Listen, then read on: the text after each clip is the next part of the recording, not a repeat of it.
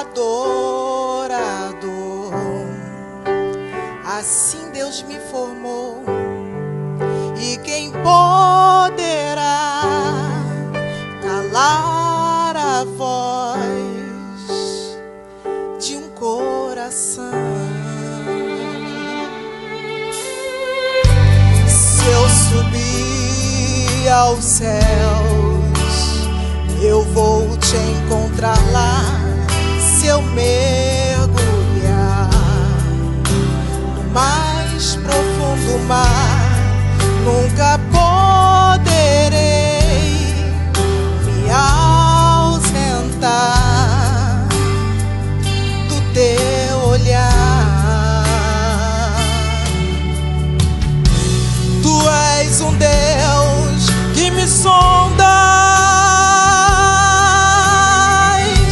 Tu és um Deus que me vê. Não tenho todas as respostas, mas de uma coisa eu sei: por toda a minha vida te adorarei. Adorar é o que sei, adorar é o que sou. Nada pode calar um adorador. Não existem prisões que contemplam a voz de quem te adora, meu Senhor. Adorar é o que eu sei, adorar é o que sou. Nada pode calar um adorador. Não existem prisões que contenham a voz de quem te adora. Aleluia, glória a Deus. Se eu descer, Já adoro, se eu subir, já adoro, se ganhar, se perder, adorar é um prazer. Minha força vem do Senhor. Nada pode calar, nada pode calar. Adorar é o que sei, adorar é o que sou. Nada pode calar o adorador. Não existem prisões que contenham a voz de quem te adora, meu Senhor. Adorar é o que sei, adorar é o que sou. Um adorador. Não existem prisões que contenham a voz de quem te adora. A voz de quem te adora. A voz de quem te adora, meu Senhor.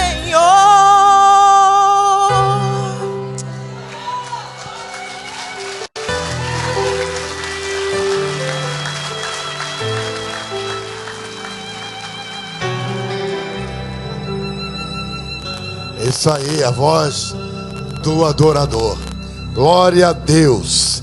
Deus abençoe a vida de irmã Andréia, que possa ser sempre uma adoradora ao Senhor. Glória a Deus por isso. Vamos abrir nossas Bíblias no livro de 2 Reis, capítulo 7.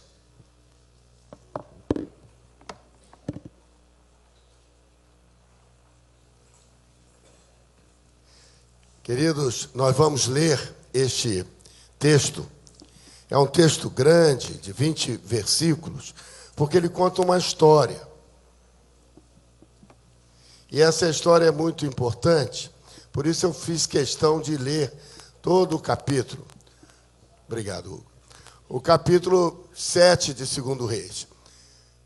Não vou convidar você a ficar de pé, não, porque é um texto de 20 versículos. Então, você se aproxime de um irmão, se você não trouxe a sua Bíblia, para acompanhar com ele, para que todos possamos participar desta leitura do texto.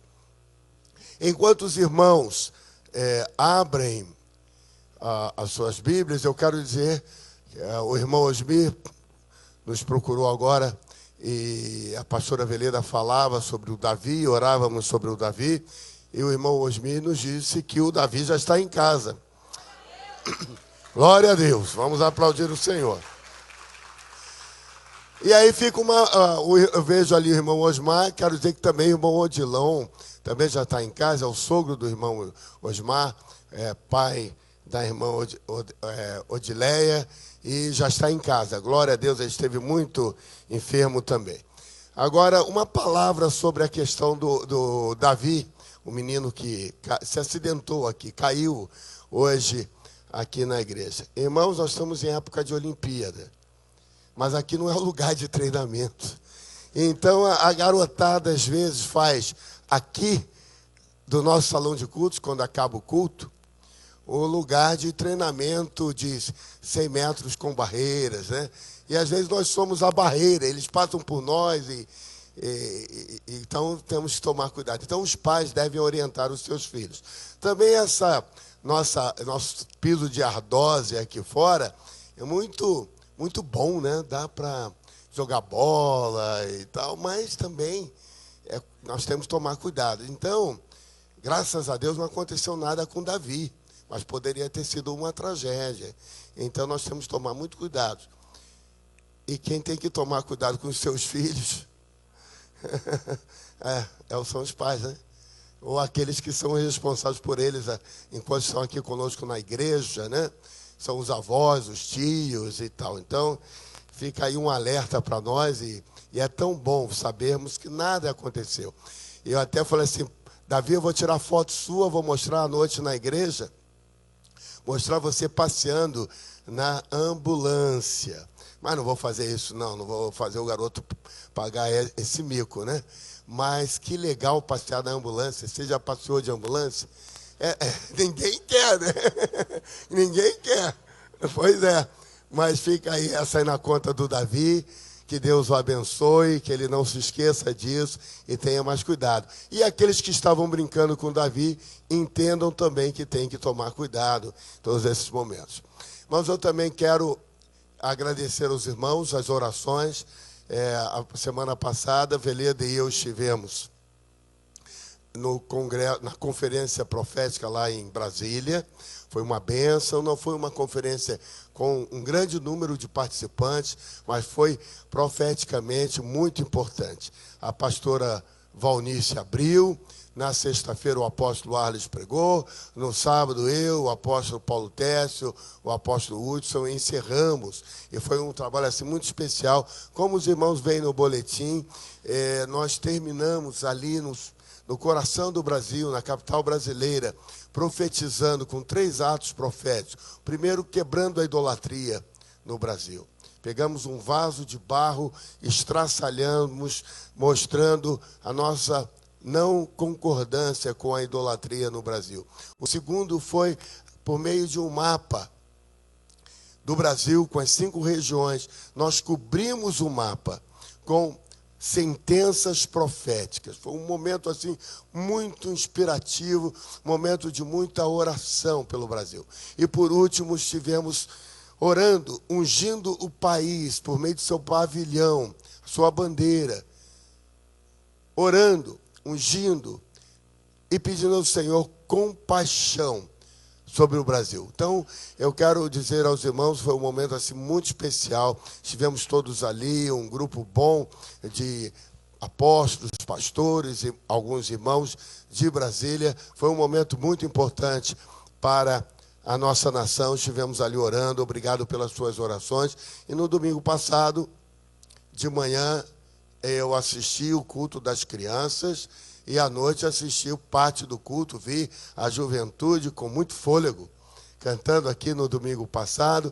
E no momento em que os irmãos mostraram a congregação, eu botei o olho para ver se eu te via, irmão. E sabe que eu vi que você faltou domingo passado? Quem faltou já sabe do quem que eu estou falando, porque os olhos de Deus passeiam por toda a terra e os do pastor passeiam pela congregação. Então, você faltou. Mas você também veio. Quem veio para dar glória a Deus? Ah, tem gente pegando carona nesse glória a Deus aí, né? Mas parabéns, foi muito bom. Eu louvo a Deus pela vida dos irmãos que dirigiram. Parabéns. Irmãos, a pastora Ivete, a irmã Roseli, mais algumas irmãs estão lá em Brasília, acabaram hoje à tarde o seminário que estavam participando, estão voltando amanhã, e foi uma bênção. Nós louvamos a Deus por tudo aquilo que o Senhor tem nos dado. Glória a Deus por isso. Aleluia.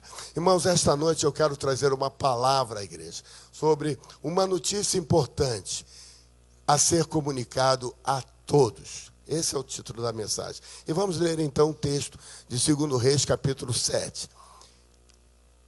Então disse Eliseu: ouvi a palavra do Senhor. Assim diz o Senhor: amanhã, por estas horas, haverá uma medida de farinha por um ciclo, e 2 medidas de cevada por um ciclo, à porta de Samaria. Porém, um capitão em cujo braço o rei se apoiava, respondeu ao homem de Deus e disse: ainda que o Senhor fizesse janelas no céu, poderia isso suceder? Disse Eliseu: eis que o verás com os teus olhos, porém não comerás.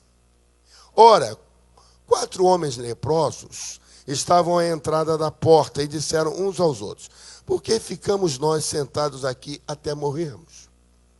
Se dissermos, entremos na cidade, há fome na cidade, e morreremos ali. E se ficarmos sentados aqui, também morremos. Vamo-nos, pois, agora, e passemos para o arraial dos sírios. Se eles nos deixarem viver, viveremos. E se nos matarem, então somente morreremos. Levantaram-se, pois, ao crepúsculo, para irem ao arraial dos sírios. E chegando eles à entrada do arraial, eis que não havia ali ninguém, porque o Senhor fizera ouvir no arraial dos sírios um ruído de carros e de cavalos, como de um grande exército, de maneira que disseram uns aos outros: eis que o rei de Israel alugou contra nós os reis dos heteus e os reis dos egípcios, para virem sobre nós. Pelo que se levantaram e fugiram ao crepúsculo, deixaram as suas tendas, os seus cavalos, os seus jumentos, isto é, o arraial tal como estava, e fugiram para salvarem as suas vidas. Chegando, pois, estes 4 leprosos à entrada do arraial, entraram numa tenda, comeram, beberam, e tomando dali prata, ouro e vestidos, foram e os esconderam. Depois voltaram, entraram em outra tenda, e dali também tomaram alguma coisa e a esconderam. Então disseram uns aos outros: não fazemos bem. Este é o dia de boas novas, e nós nos calamos. Se esperarmos até a luz da manhã, algum castigo nos sobrevirá. Vamos, pois, agora e o anunciemos à casa do rei. Vieram, pois, bradaram aos porteiros da cidade e lhes anunciaram, dizendo: fomos ao arraial dos sírios, e eis que lá não havia ninguém, nem voz de homem, porém só os cavalos e os jumentos atados, e as tendas como estavam. Assim clamaram os porteiros, e estes os anunciaram dentro da casa do rei. E o rei se levantou de noite e disse a seus servos: eu vos direi o que é que os sírios nos fizeram. Bem sabem eles que estamos enfaimados ou esfaimados pelo que saíram do arraial para se esconderem no campo, dizendo: quando saírem da cidade, então os tomaremos vivos e entraremos na cidade. Então um dos seus servos respondeu: toma-se, pois, 5 dos cavalos do resto que ficou aqui dentro. Eis que eles estão como toda a multidão dos israelitas que ficaram aqui de resto, e que se veem extenuados. E enviemo-los e vejamos. Tomaram, pois, 2 carros com cavalos, e o rei os enviou como mensageiros após o exército dos sírios, dizendo: ide e vede. E foram após ele até o Jordão, e eis que todo o caminho estava cheio de roupas e de objetos que os sírios, na sua precipitação, tinham lançado fora. E voltaram os mensageiros e anunciaram ao rei. Então saiu o povo e saqueou o arraial dos sírios. Assim, houve 1 medida de farinha por 1 ciclo, e 2 medidas de cevada por 1 ciclo, conforme a palavra do Senhor. O rei pusera à porta o capitão, em cujo braço ele se apoiava, e o povo o atropelou na porta, de sorte que morreu, como falara o homem de Deus, quando o rei descera a ter com ele. Porque quando o homem de Deus falara ao rei, dizendo: amanhã, por estas horas, haverá 2 medidas de cevada por 1 ciclo, e 1 medida de farinha por 1 ciclo à porta de Samaria, aquele capitão respondera ao homem de Deus: ainda que o Senhor fizesse janelas no céu, poderia isso suceder? E ele dissera: eis que o verás com os teus olhos, porém não comerás. E assim foi, pois o povo o atropelou à porta, e ele morreu. Que Deus abençoe a leitura de sua palavra em nossos corações do povo de Deus, diz. Senhor, muito obrigado por texto tão rico de significado, tão cheio de instruções para nós. Que tu apliques ao nosso coração. É a nossa oração neste momento, em o nome de Jesus. Amém. Irmãos, irmão Marcelo, coloca só um pouco mais de médio para mim aqui, por favor. Irmãos, esse texto nos faz ver como é importante conhecermos a palavra de Deus. E há uma mensagem que não deve ficar só para nós, ela deve ser compartilhada. Não podemos ficar com informações preciosas somente para nós.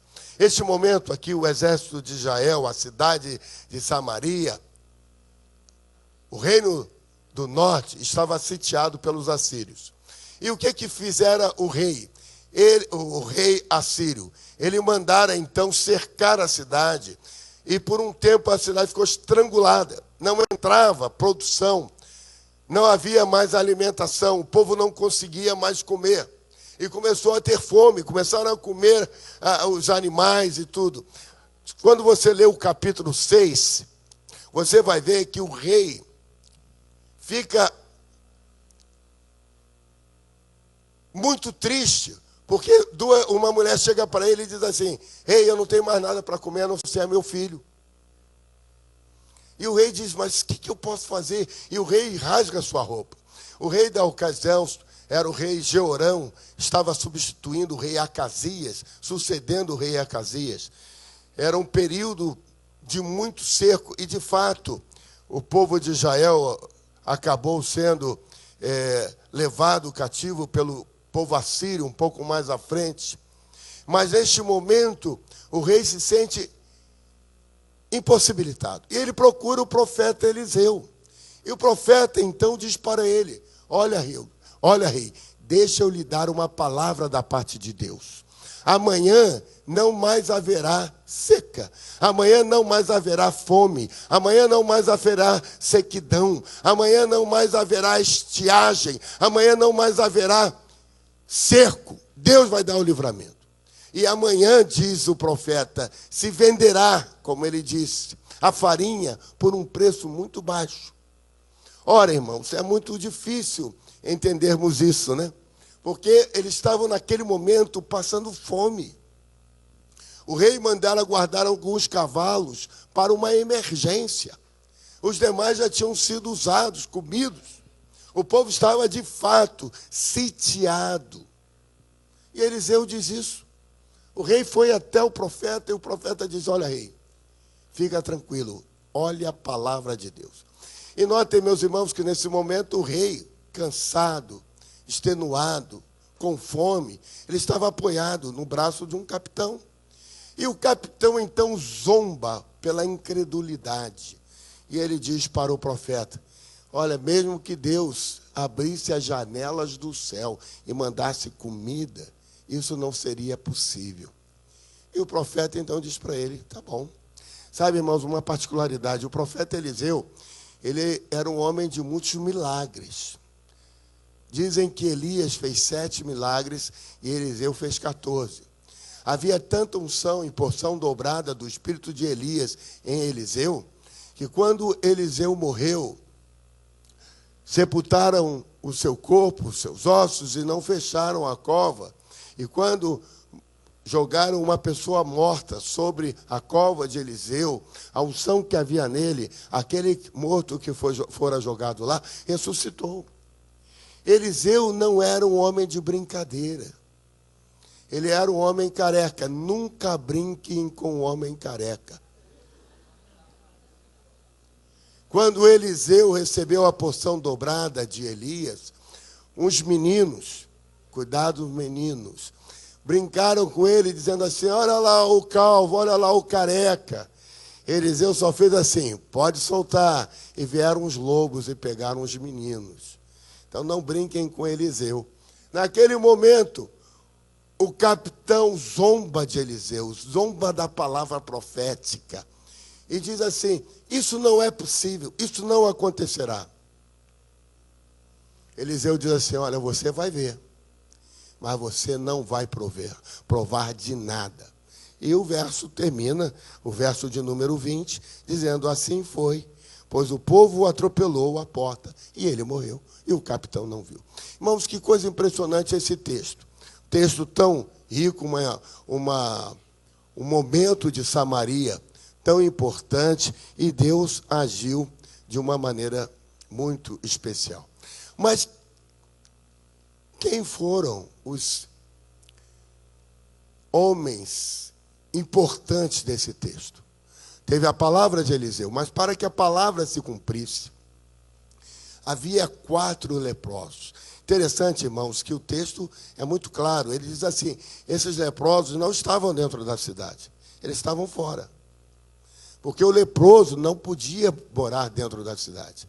Ele tinha que anunciar a sua chegada, ele era um homem doente, a lepra contagiosa. Então ele não podia ficar dentro da cidade, ele tinha que ficar fora. E esses 4 homens estavam fora. E os portões estavam fechados, dentro da cidade não tinha comida e fora da cidade também não tinha comida. Eles disseram assim, muito, muito objetivamente: se nós entrarmos, não tem comida lá, a gente vai morrer. Se a gente ficar aqui, nós vamos morrer também. Aonde que tem comida? Lá no exército sírio. Vamos lá. Se eles nos matarem, nós já estamos mortos. Se eles não nos matarem e nos derem comida, nós vamos comer. E vamos prolongar a nossa vida. E quando eles foram, eles chegaram e observaram um arraial totalmente deserto. Eles não entenderam. E eles foram, entraram na primeira tenda, encontraram comida, bebida, roupa, e eles pegaram. Saíram dali, pegaram as coisas preciosas, esconderam num canto, voltaram numa outra tenda. E de repente, eles entenderam que de fato o exército sírio não estava ali. E eles disseram: nós não podemos guardar essa tão boa notícia conosco. O povo está lá passando necessidade. O povo está lá morrendo de fome. Vamos lá, vamos lá, vamos lá falar com o povo. Eles não podiam entrar na cidade, então eles chegam nos portões da cidade e gritam para os porteiros: olha, estamos vindo do arraial do exército sírio, não tem ninguém lá. Há muita comida, muito cavalo, muita roupa, muito ouro. Deem essa notícia ao rei. Nós comemos, e ainda estava com alguma comida na mão para mostrar para o porteiro. E aí o porteiro faz chegar isso à casa do rei. O rei, homem de guerra, diz assim: não, eu não posso ser bobo. Eu não vou sair daqui correndo e vou lá no arraial do Sírio. Não vou abrir os portões da cidade, porque isso talvez seja um estratagema, uma tática, uma estratégia do exército. Quando nós saímos, eles estão escondidos pela floresta, vão vir aqui, vão tomar a cidade, e nós que já estamos cansados, sem forças, por causa da falta de alimentos, vamos morrer. Então os conselheiros do rei dizem para ele: envie lá algumas pessoas. Manda alguém lá para ver se isso é verdade. E foram. Chegaram lá, de fato, encontraram pelo meio do caminho as roupas, como alguém que sai correndo e diz assim: eu vou correr porque eu não tenho. Estavam com medo. E vocês leram aqui no texto que o exército sírio entendeu que o exército de Israel tinha contratado, alugado 2 exércitos para vir contra eles. E eles fugiram e largaram tudo para trás. Então foram lá e pegaram as coisas e trouxeram para dentro da cidade. E aí nós lemos o texto aqui. Que coisa importante, irmãos. Como é importante nós conhecermos a palavra de Deus. Como é importante nós sabermos o que Deus tem para nós. Como é importante nós divulgarmos esta palavra. Se eu perguntasse a cada um de vocês aqui, hoje, neste mundo de rede social que nós vivemos, quantas pessoas te seguem no Instagram, no Twitter, quantos amigos você tem no Facebook? E muitos poderiam dizer o número que há. Uma das irmãs de nossa igreja me pediu, ela queria ser amiga de a pessoa que é minha amiga no Facebook. E eu pedi a ele que a convidasse para ser amiga. E ela me disse: pastor, já não consigo mais, porque o número de amigos dele já estourou a cota, eu não consigo ser amigo dele. Interessante isso, irmãos. Há tantas pessoas que as outras já não conseguem mais entrar naquele hall de amigos. Por que eu estou dizendo isso para você? Porque nós vivemos hoje um mundo tão numeroso, um número tão cheio de gente, mas a quantas pessoas nós estamos compartilhando dessa boa nova de salvação? É tão interessante nós percebemos isso, amados. Nós conversamos sobre todos os assuntos. Nós conversamos sobre política, sobre futebol, sobre moda, sobre música, conversamos sobre inflação, conversamos sobre muitos assuntos. Mas nós não temos a mesma fluência nos assuntos espirituais, nas boas novas de salvação. Esse texto aqui, ele é muito claro em mostrar um mundo sitiado pelo pecado e que Deus está nos dando o livramento. Por isso, meus irmãos, como é importante nós compartilharmos com os outros essa boa nova de salvação. Em meio a situações tão calamitosas que vivemos, devemos ter sempre palavras de encorajamento, como Eliseu deu ao rei, uma palavra de sabedoria, uma palavra de conhecimento do que Deus iria fazer. Assim é que deste texto eu quero extrair algumas lições práticas para a nossa vida. A primeira delas é: precisamos compreender muito bem a situação em que estamos vivendo. Parece óbvio, irmãos, mas nós precisamos entender o mundo que vivemos. O mundo caído, o mundo perdido, o mundo sem Deus, o mundo sem salvação. Um mundo cada vez mais longe do Senhor. Um mundo sitiado pelo inimigo. Um mundo que faz as pessoas sentirem fome e sede e não terem como achar a solução para as suas vidas. Nós somos os profetas de hoje. Nós somos as pessoas que podemos comunicar o que Deus tem dado a nós para comunicar. Embora nós não sejamos os leprosos, nós somos aqueles que conhecem a verdade salvadora, que identificam o que o Senhor está fazendo. Segunda verdade, segunda lição prática que tiramos daqui, é que nós devemos declarar o que está no coração de Deus. Eliseu, quando o rei chegou para ele com aquele grande problema, Eliseu diz assim: amanhã, por esta hora, haverá uma medida de farinha por um ciclo, 2 medidas de cevada por um ciclo, à porta de Samaria. Estava no coração de Deus abençoar o povo. Estava no coração de Deus trazer livramento para o povo. A pastora Veleda, no momento do ofertório, estava lendo um texto e ela falava da novidade do campo. O pastor Marcelo virou para mim e disse: que coisa tremenda, novidade do campo. O que será isso? Irmãos, são palavras de Deus para a vida das pessoas que estão perdidas, sem Deus e sem salvação. Essa novidade, aquilo que Eliseu diz, haverá fartura. Nós temos que crer que, embora estejamos vivendo uma vida sitiada, há fartura do Senhor para aqueles que creem, para aqueles que recebem a palavra, para aqueles que vão buscar aquilo que realmente pode transformar o homem, transformar uma sociedade, transformar uma nação. A terceira lição prática que tiramos daqui, meus irmãos, é: temos que ter pessoas que creem na palavra liberada. Sabe, muitos de nós, amados, ouvimos, mas não tomamos para nós. Ouvimos, mas não achamos que seja para o nosso tempo.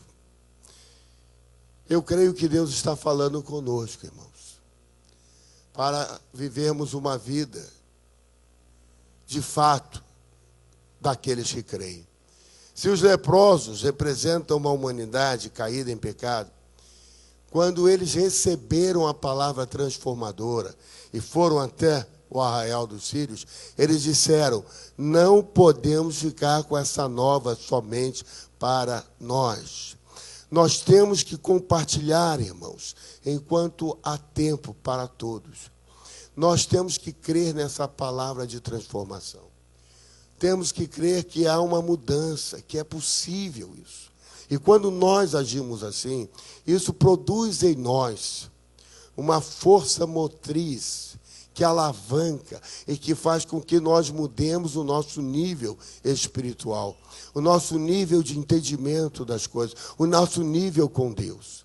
Irmãos, é mistério, é necessário que nós comecemos a mudar a nossa forma de compreender as coisas e não nos conformarmos com o mundo que está aí. Precisamos, então, usar as nossas possibilidades para alcançar os outros. Quando nós lemos esse texto e vemos que aqueles homens encontraram algo tão bom, disseram: nós não podemos ficar com esta mensagem. Domingo atrás, sem ser o passado, eu pregava sobre a mensagem que transforma o mundo e usava a ilustração de um pastor lá da PIB de Curitiba, em que ele dizia que foi achado como um valioso vaso em cima de uma lixeira. Ele dizia: eu era um lixo, a escória da humanidade, mas alguém veio e ministrou sobre mim a mensagem de esperança, e hoje eu estou aqui transformado pelo Senhor. Sabe, meus amados, a palavra do Senhor, ela fala conosco que nós não podemos guardar a mensagem para nós mesmos. Jesus dizia assim: não se esconde uma candeia no velador, ela tem que ficar pendurada para dar luz, não se pode jogar debaixo da cama. Ou seja, aquilo que nós somos, aquilo que nós temos, é de fato para iluminar. Vós sois a luz do mundo. Nós temos que caminhar propagando essa verdade de salvação. Por onde nós andamos? Hoje de manhã, ficamos muito felizes quando as crianças vieram aqui e disseram: eu sou isso, eu sou aquilo. E todos nós ficamos felizes porque nos identificamos com aquelas crianças. Depois o irmão Paulo Gargano veio e deu o seu testemunho pessoal. Irmãos, essa é a verdade que carregamos conosco. Lá na nossa classe, eu dizia que nós temos que refletir Cristo. As pessoas têm que ver Cristo em nós. Essa é uma verdade que está dentro de nós e ela não pode ser contida. Ela tem que estar sendo refletida. Eu não sei se os irmãos sabem. Quem completa a frase? Eu tenho um neto chamado Pedro. E o meu neto, que não é só meu, né? Ele tem outros avós. Ele entrou lá no gabinete e viu minha foto lá de quando eu assumi o ministério. Um garotão bonitão de 33 anos. Você olha hoje e vê esse coroa baixinho, barrigudo, careca, mas não foi sempre assim não, irmãos. Quando eu tinha lá os meus 33 anos, era um garotão saradão, bonitão. E o meu neto, ele entrou lá no gabinete e ele olhou para a minha foto e disse assim, papai. Porque ele olhou e viu, achou o Felipe muito parecido comigo. É, um pouquinho, não é tão bonito quanto eu era, mas é bonitinho.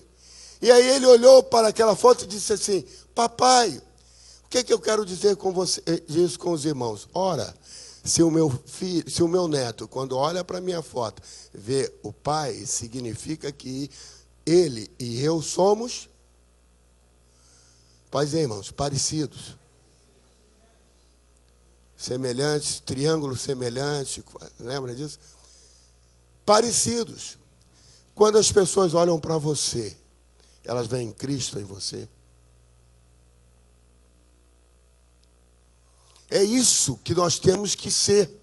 As pessoas têm que olhar para nós e ver Cristo em nós. Porque é isso que Paulo escreve em Efésios capítulo 4. Até que todos cheguemos à estatura do varão, Jesus Cristo. O objetivo da nossa vida, da nossa caminhada espiritual é chegar à pessoa de Jesus Cristo. Sermos semelhantes a Cristo, parecidos com Cristo. Paulo diz assim, sede meus imitadores como eu sou de Cristo. Ah, mas você vai dizer, pastor, como é que era Cristo? Eu não estou falando fisicamente, meu irmão. Eu estou dizendo que você tem que ser no caráter, nas atitudes, nas ações, no pensamento. Tende em vós a mesma mente que havia em Cristo Jesus. Pensar como? E aí, então, isto contagia o mundo. Nós não podemos parar comendo. Só nós estamos aqui celebrando quando há um número grande de pessoas morrendo sem Deus, sem salvação. Nós temos que ter compaixão e estar compartilhando desta verdade salvadora. Quantas pessoas você conhece que são do seu relacionamento, na escola, seus vizinhos, seus parentes, seus colegas de trabalho, seus subordinados, seus chefes, aqueles que estão do seu lado, que ainda não conhecem a verdade salvadora? Se eu pedisse a você agora uma relação de 10 nomes, que você se relaciona diariamente, que ainda não fazem parte desta família bendita, que você relacionasse e dissesse assim, comece a orar por eles, porque você, como estes homens, não pode guardar esta mensagem transformadora somente para você. Por isso que hoje pela manhã, irmãos, nós chamamos aqui à frente, ao final do culto, aqueles que estão no relógio de oração. Você tem no boletim os motivos pelos quais nós estamos no relógio de oração. Nós ungimos cada um desses irmãos. E se você não estava de manhã, está fazendo parte do relógio de oração, procure o pastor Marcelo para ele orar pela sua vida. Se você quer fazer parte do relógio de oração, dê o seu nome aos intercessores, para que você entre. Há os motivos no boletim. Nós estamos orando para que possamos, de fato, ser instrumentos de Deus para uma evangelização mais consequente, mais presente, mais contundente, levando um número maior de pessoas a Cristo. Irmãos, eu estive em Brasília com o pastor Paulo Tércio, e a igreja dele trabalha também em pequenos grupos, e ele estava feliz da vida, dizendo o seguinte: apóstolo, nós estamos batizando 60 pessoas por mês. Que resultado, que coisa tremenda. Na quinta-feira, eu participei de um café da manhã com os pastores do DNA Rio de Janeiro. Aqueles pastores que, como nós, estão trabalhando na metodologia DNA da Igreja Batista Central de Belo Horizonte. E os pastores animados. Quantas pessoas estão conhecendo Jesus Cristo por meio dos pequenos grupos que se reúnem nas suas casas, nos seus locais de trabalho, aonde eles podem se reunir para compartilhar a verdade transformadora do Evangelho. Irmãos, nós não podemos guardar a mensagem miraculosa do Senhor somente para nós.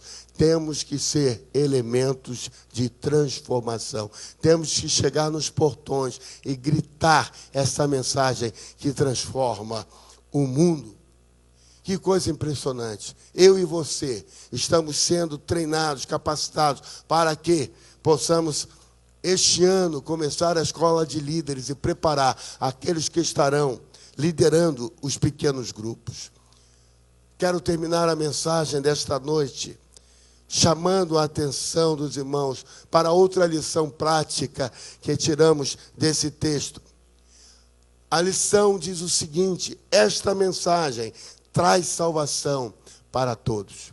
Havia uma cidade cercada, sitiada, morrendo de fome, sem ver esperança, sem ver salvação. Procura um homem de Deus. O homem de Deus diz: a solução é crer que o Senhor vos dará o livramento. Amanhã vocês vão comer, vão estar saciados. Deus vai lhes trazer o alívio para o sofrimento. Esta mensagem, meus irmãos, é uma mensagem que traz salvação. Esta mensagem eu e você temos. Esta é a mensagem que nós proclamamos.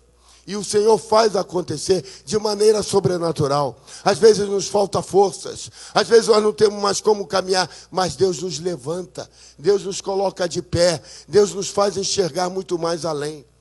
Quantas vezes nós estamos sem esperança, mas o Senhor cuida de nós.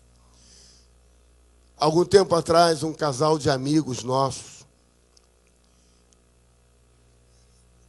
nós nos relacionávamos bastante, muito amigos, nossos filhos estudavam na mesma escola, muito pequenininhos, e eles voltavam do interior do Rio de Janeiro.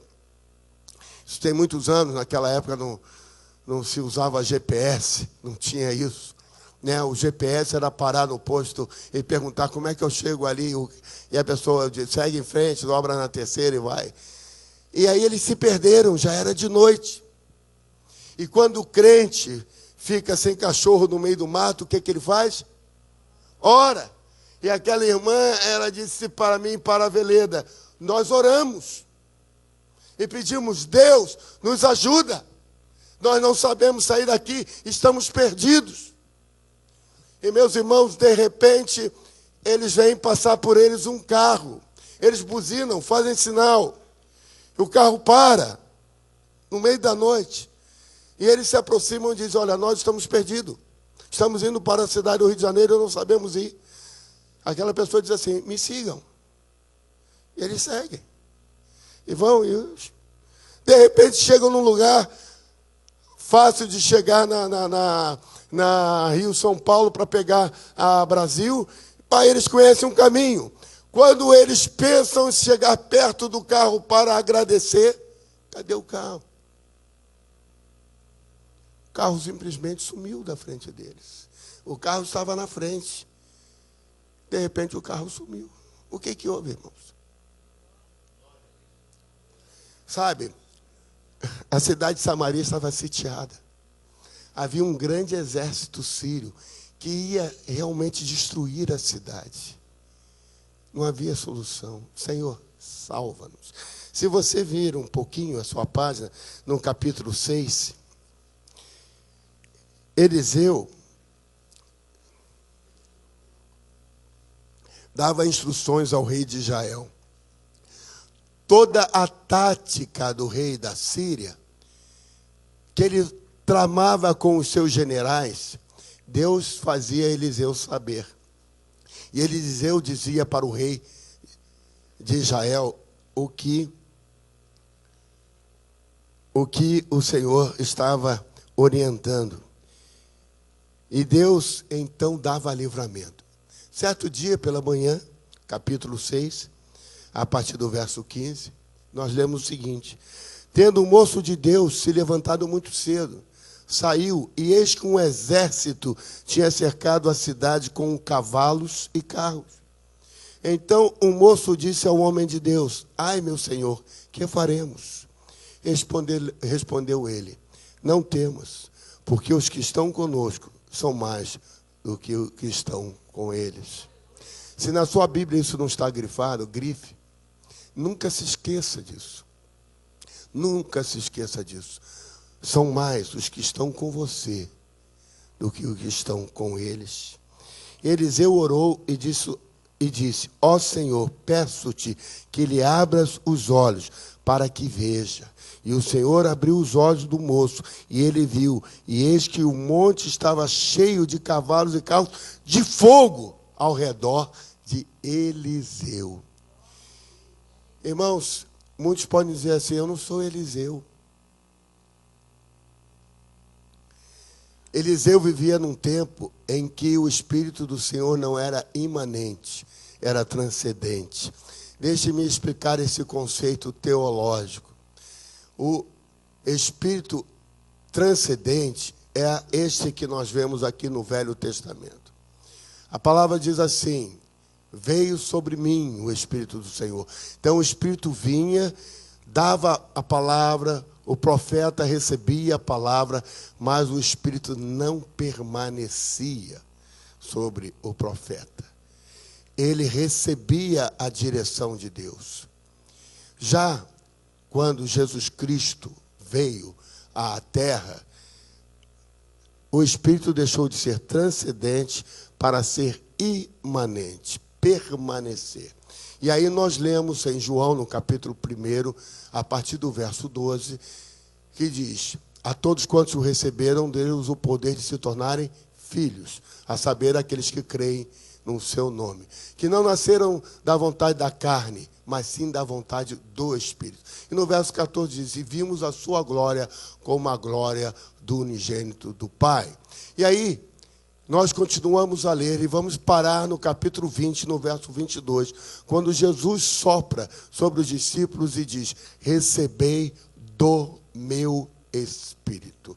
Da mesma forma como em Gênesis 2:7, o ruá de Deus entra no homem e o homem se torna alma vivente. Agora em João 20, 22, os discípulos de Jesus são restaurados, feitos novas criaturas.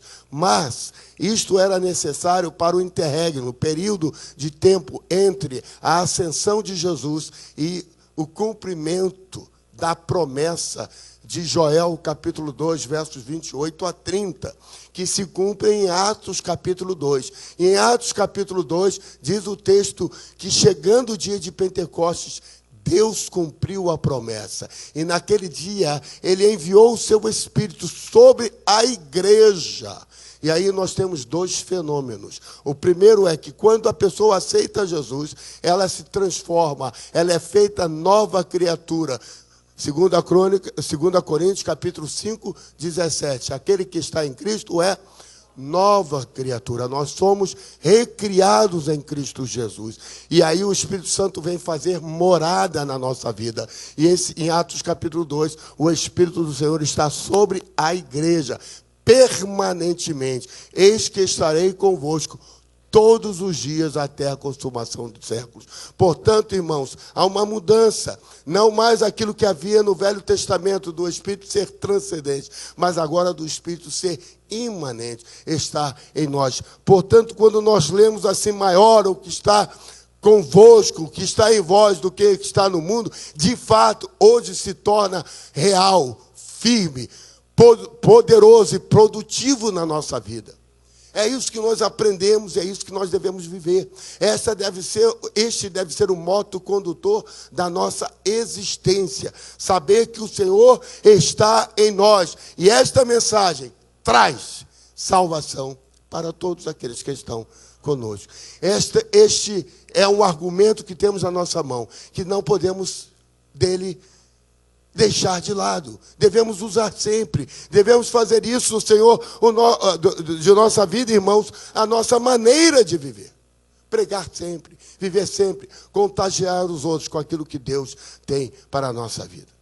E aí eu quero concluir a minha palavra com uma pergunta.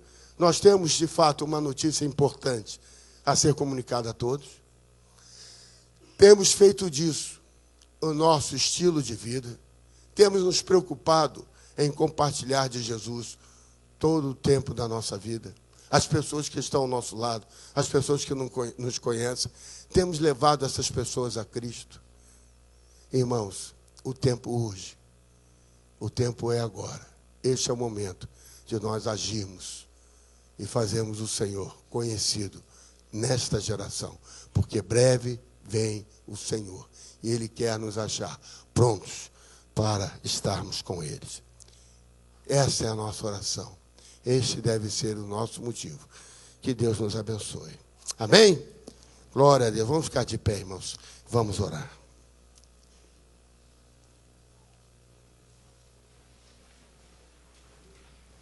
Meus amados, a minha oração nesse momento é de que Deus nos use de fato. E nós sejamos instrumentos da sua glória. Como aqueles homens do texto que acabamos de ler. Ao encontrarmos esta boa nova, devemos compartilhar. Compartilhar de fato. Eu quero orar com você nesta noite. Quero orar para que Deus desperte no seu coração o desejo de comunicar a boa nova de Deus de salvação. Que você sinta compaixão pelos seus amigos. Quero orar para que Deus desperte você. Para que você saia daqui desejoso de ser um ganhador de almas para Cristo. Você quer isso? Você quer ser um ganhador de almas? Sai do seu lugar, vem aqui à frente. Diz, pastor, eu quero. Eu quero ser uma pessoa mais usada por ti. Comece a se lembrar das pessoas que você conhece. São tão distantes. Precisam tanto de Jesus. Quem sabe você vai ser uma das pessoas que vai estar liderando um pequeno grupo. Você vai estar se colocando à disposição do Senhor. Talvez você esteja pensando enquanto eu ia pregando: ah, pastor, mas eu estou com uma vida tão difícil, tão cheia de problemas. Irmão, se você está assim, coloque nas mãos do Senhor.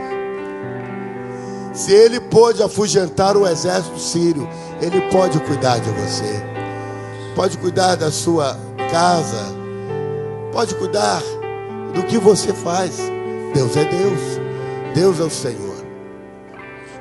Quem sabe você está aqui esta noite e assim como a jovem que veio segunda-feira, você entrou por essas portas e ainda não havia entregue a sua vida a Jesus, mas nesta noite você quer manifestar a sua decisão ao lado de Jesus. É você, não é essa jovem? Vem aqui na frente abrindo este momento. Você entrega a sua vida a Jesus? Amém? Glória a Deus. Há mais alguém que entrega a sua vida a Jesus nesta noite? O seu nome é Andréia. Daniela. Mas alguém faz igual a Daniela? Entrega a sua vida a Jesus esta noite? Onde você está? Levanta a mão e diz assim: ô rapaz, que bênção, hein? Glória a Deus. Há mais alguém? Ah, pastor, eu quero entregar a minha vida a Jesus. Como eu esperava por esse momento. Você é uma dessas pessoas? Então venha aqui à frente, nós queremos orar com você, por você. É assim que Deus quer fazer, irmãos. Deus quer nos usar. Deus quer fazer com que nós estejamos entendendo que há uma sociedade sitiada pelo pecado, esperando ouvir uma palavra de salvação. E essa palavra de salvação é você quem tem. Que o Senhor possa nos usar com graça, com sabedoria e nos transformar em pescadores de almas, pescadores do reino, pescadores de homens, pescadores de mulheres, pescadora de jovens. Você vai ser usado por Deus. Deus quer te usar. Você é muito precioso para o Senhor. Deus quer fazer de você uma multiplicação. Cada um de nós gerando discípulos do Senhor. Deus quer fazer isso de nós. Senhor, muito obrigado por esta noite, pela tua visitação, pelo teu amor, pela tua graça, pela tua misericórdia. Obrigado, Senhor, porque tu és um Deus que nos visita constantemente. Tu nos alimentas, Senhor. Tu nos livra do cerco do exército sírio. Tu nos faz entender que maior é o que está em nós do que o que está no mundo. Nós somos especiais para o Senhor, mas, Senhor, nós não podemos ficar com esta mensagem transformadora somente para nós. Senhor, possamos entender que há um mundo que precisa conhecer a verdade do Evangelho. Quem sabe a nossa família, nosso pai, nossa mãe, nosso filho, nosso tio, nosso irmão. Quem sabe, Senhor, as pessoas da escola, do trabalho, aquelas que conosco nos relacionamos todos os dias. Senhor, dá-nos palavra de sabedoria, dá-nos palavra de conhecimento, dá-nos entendimento. E, Senhor, dá-nos paixão pelas almas perdidas, para que possamos ser úteis a Ti. Senhor, aqui à frente há tantos. Senhor, toma cada um em Tuas mãos, toma as suas vidas, abençoa, Senhor. Assim como Daniela, Senhor, usa outros, assim como aquele rapaz, transforma, Senhor. Pai, a homens, a mulheres e a jovens, a adolescentes, a crianças, usa-nos cada um para o louvor da Tua glória. Senhor, nós oramos pelos pedidos de oração que estão naquela salva de oração. Oramos, Pai, para que esta semana seja uma semana transformada, uma semana, Senhor, usada por Ti, que possamos ter experiências novas contigo, novidade, Senhor, no campo. Pai, nos ajuda, e que Teu amor, que a Tua graça e a Tua misericórdia sejam sobre todos quantos aqui estão, e sobre Israel de Deus, por esta terra espalhado. Seja assim, Senhor, desde agora e para todos sempre. Amém e amém.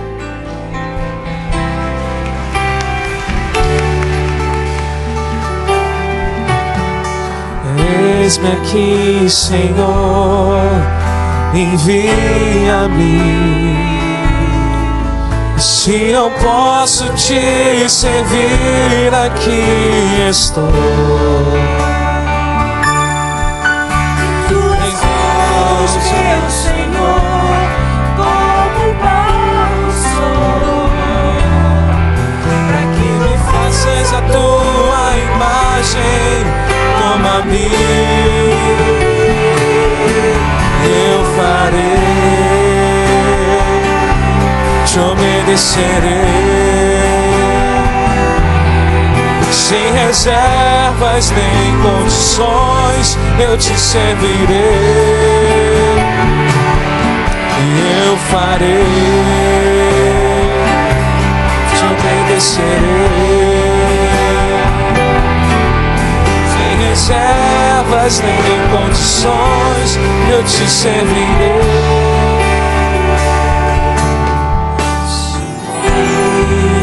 Te serve, a entrego a Ti,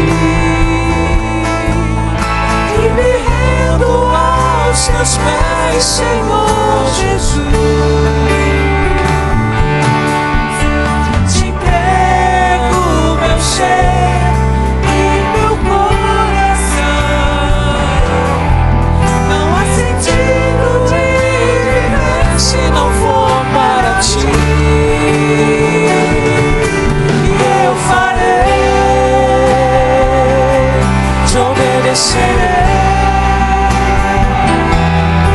Sem reservas nem condições, eu Te servirei,